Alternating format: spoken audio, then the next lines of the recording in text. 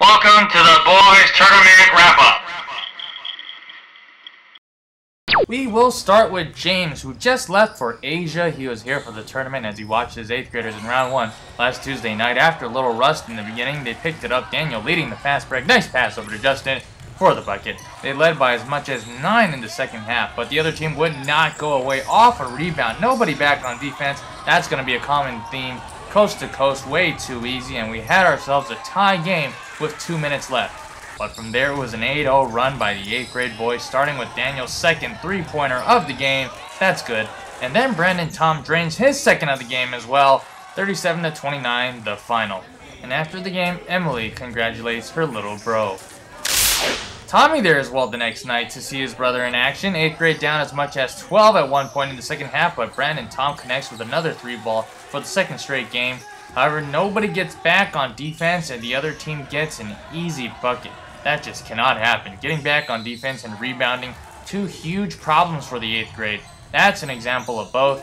38-29, they lose round 2. Now on to Saturday for the 3rd place game. So many turnovers in the first quarter. 10 in all. The 8th grade just could not take care of the ball.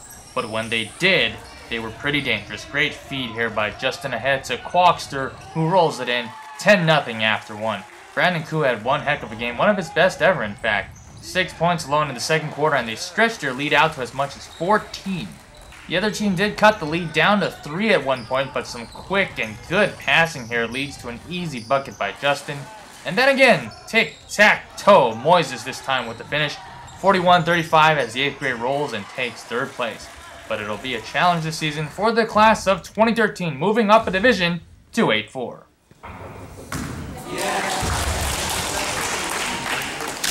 Some quick thoughts about this tournament. Ask someone else. No, come on, who you calling? Come on. It was okay. Yeah. Will we do well? Will we do bad?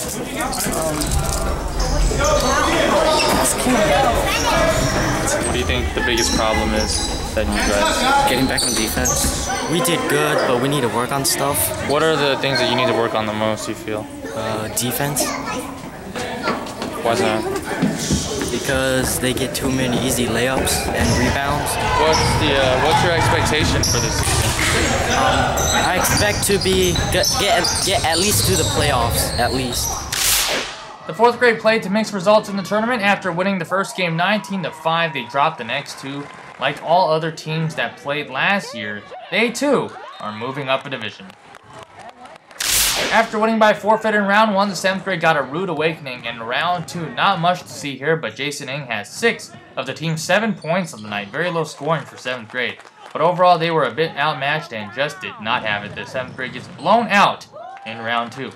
Looking at regroup Saturday in the final round, the great Gavin in attendance to show support for his old school, and Jay-Z, who has apparently retired from the game of basketball.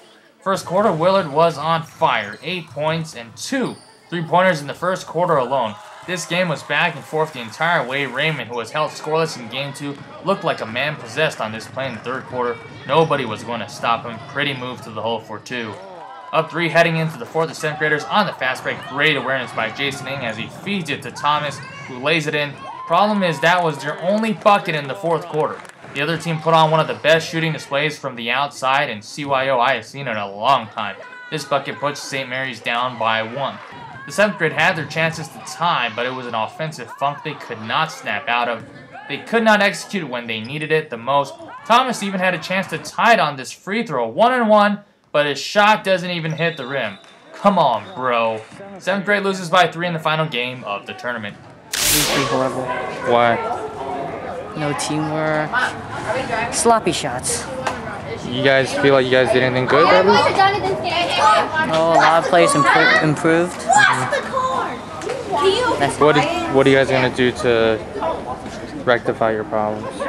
better defense, boxing out, better shots. This team, they just need to listen. They're not listening. Overall, how do you think they performed in the tournament? I don't even know, seriously. But the first quarter they played at first was pretty good without Raymond. Like, that's probably the best quarter of the whole tournament. I still haven't seen their best game yet. now we present to you the random Jason Ng clip of the week.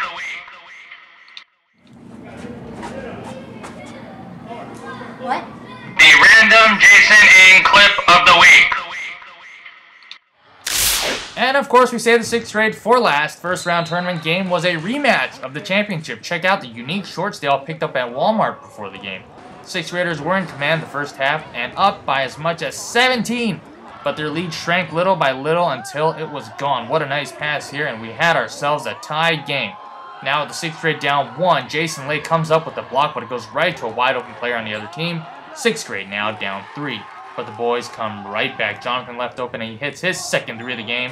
We are tied. Less than 30 seconds to play, though. 6th grade up 1. They can't secure the rebound. Jonathan stumbles with the ball and ends up landing hard on the floor. He had to be taken out of the game, but he was okay. So without Jonathan, all they needed was one stop, hanging on to a 1-point lead. They didn't get it. And now they trailed by 1. With about 10 seconds left, the 6th grade still had a chance, but Michael throws it to Allen, who isn't even looking. Oh, that's your ball game. Tough way to lose. 40-39 the final. We were starting to be good, then got broke off, and yeah. Can you explain kind of what happened? Well, second quarter, we were keeping it up, then we let easy shots go. Then the third quarter, they let a little slack off. Disappointed? Yes. We kind of fell apart a bit, like our decision making kind of wasn't there. We made poor choices with our shots and our passes. We made little mistakes that lost us the ball, many turnovers that shouldn't have happened.